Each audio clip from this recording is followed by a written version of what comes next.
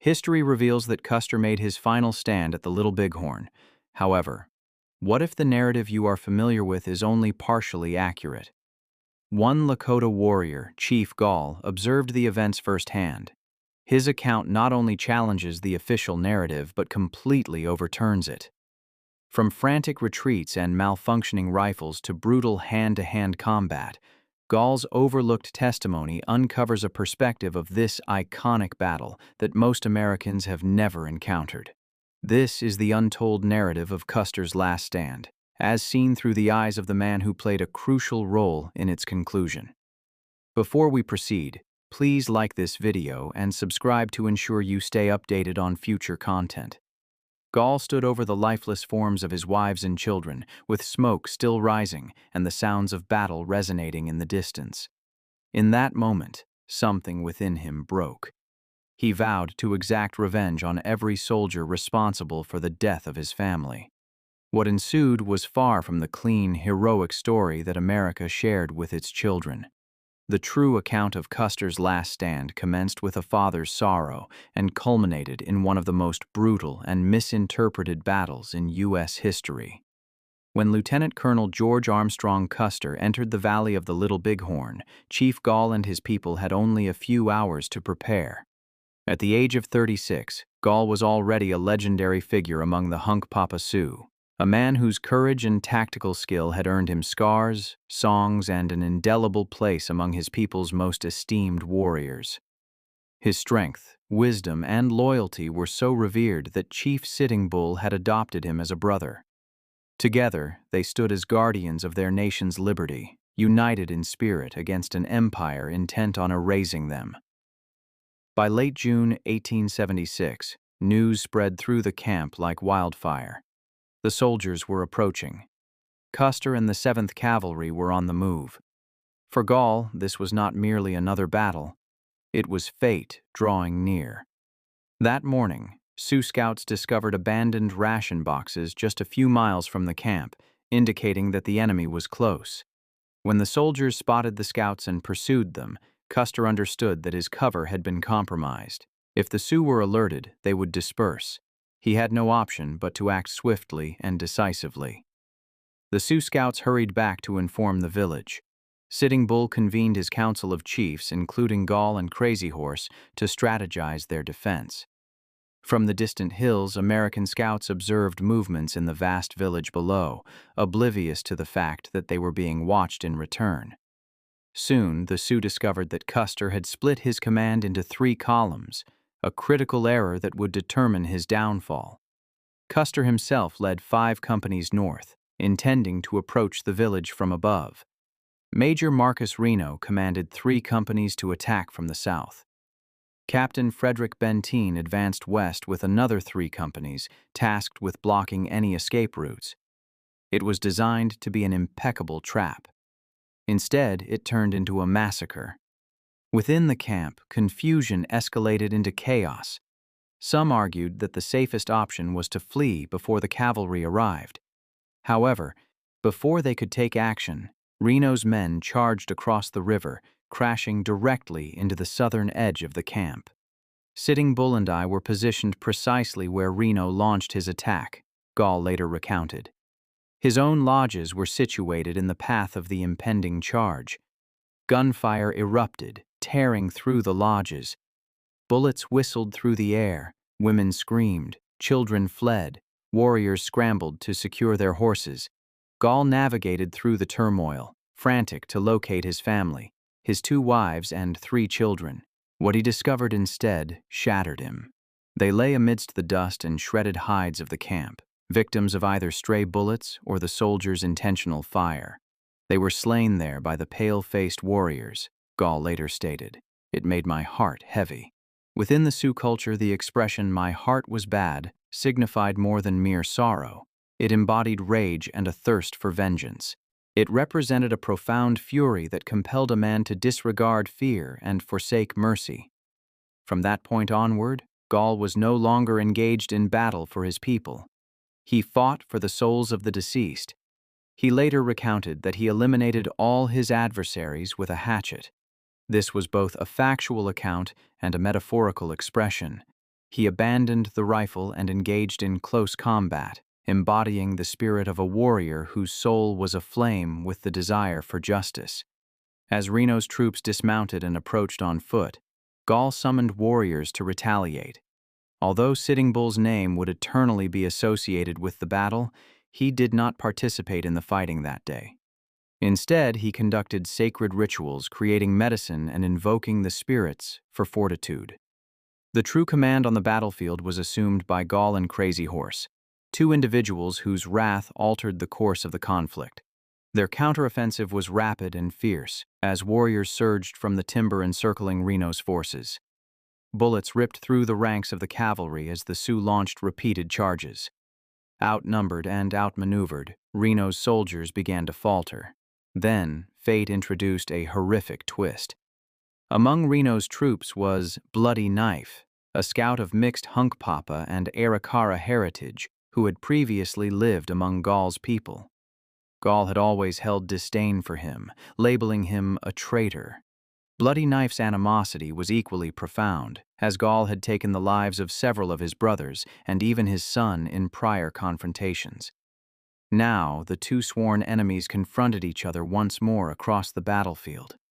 Moments later, a bullet pierced Bloody Knife's skull, splattering blood onto Major Reno himself. Although Gall did not pull the trigger, it felt to him as if destiny had resolved the conflict on his behalf. Reno, soaked in the blood of his scout, succumbed to panic and lost control.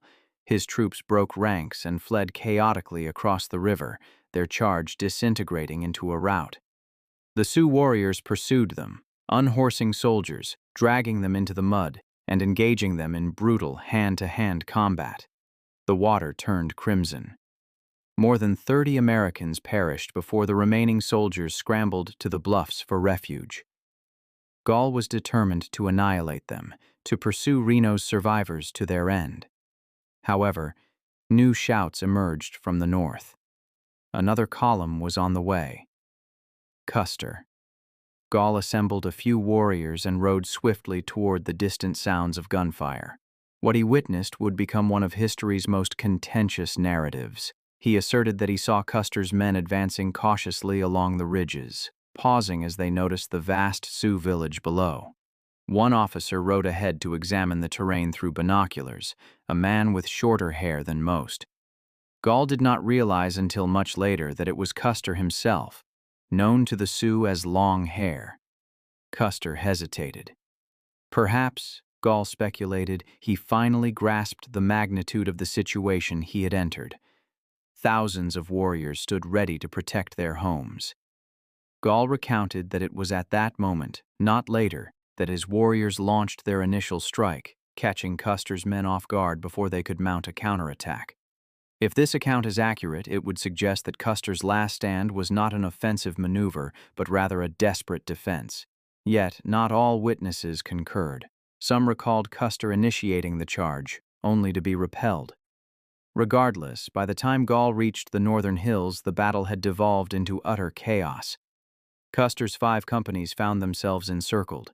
The soldiers' Springfield carbines malfunctioned under the strain of rapid fire, compelling them to discard them and resort to revolvers.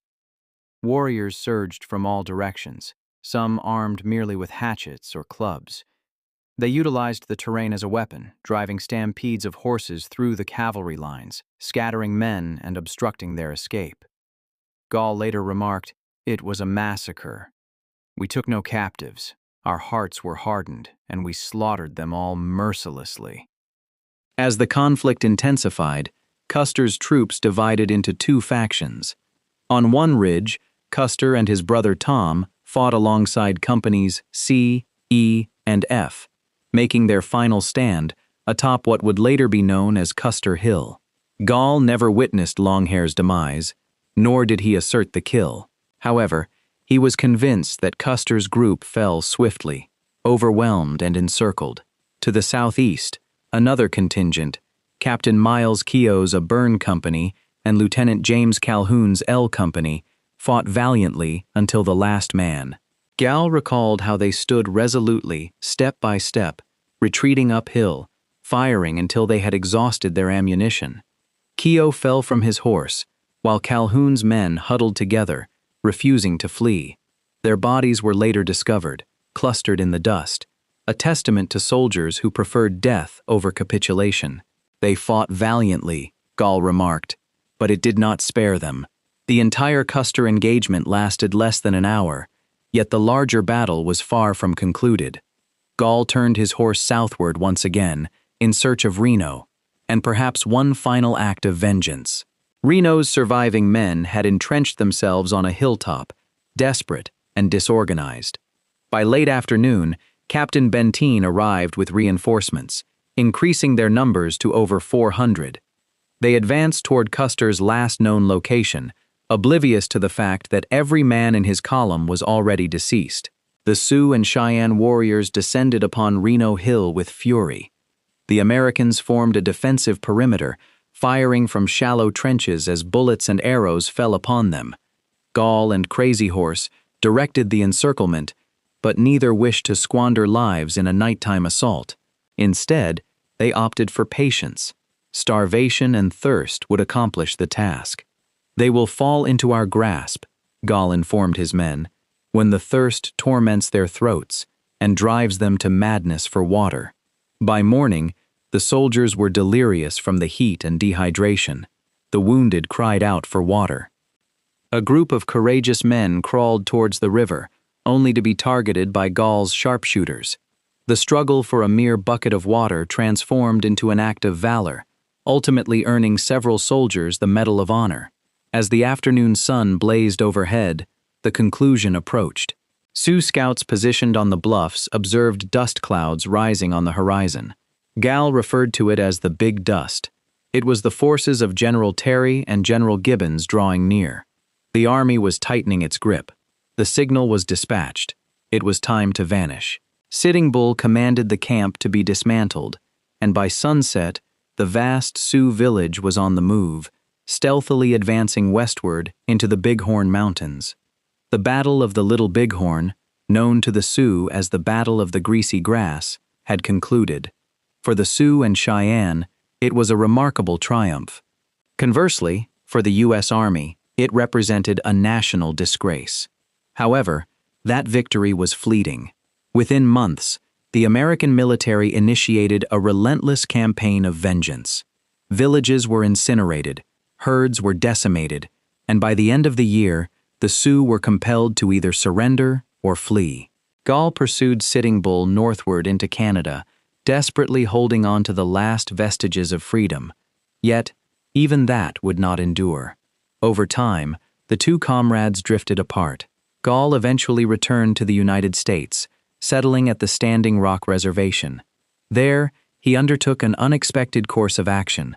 He adopted Christianity, reconciled with the government, and even fostered amicable relations with American officials. To some, this was seen as betrayal. To others, it was a means of survival. In 1886, a decade after the battle, Gall revisited the Little Bighorn as a distinguished guest for a commemorative ceremony. For the first time, Americans were receptive to the narrative from the opposing perspective. Utilizing Lakota English and sign language, Gall endeavored to convey the true events and the sacrifices that had been made. However, the narrative he recounted was never static. Each version varied. Details became indistinct. Events were rearranged. Newspapers such as the Chicago Tribune and St. Paul Pioneer Press released contradictory accounts. In some reports, Gall claimed he battled Reno. In others, he only faced Custer. In one account, the death of his family was entirely omitted from the story. Was Gall tailoring his narrative for various audiences? Were journalists misinterpreting, mistranslating, or merely embellishing? Historians continue to debate this matter to this day. Despite the discrepancies, one undeniable truth remains. Gall's voice provided America with a perspective it had never encountered before, the indigenous viewpoint of the narrative. His testimony, unfiltered and deeply human, cut through a century of myth-making and compelled history to acknowledge its other side. Throughout it all, the image of Gall endures.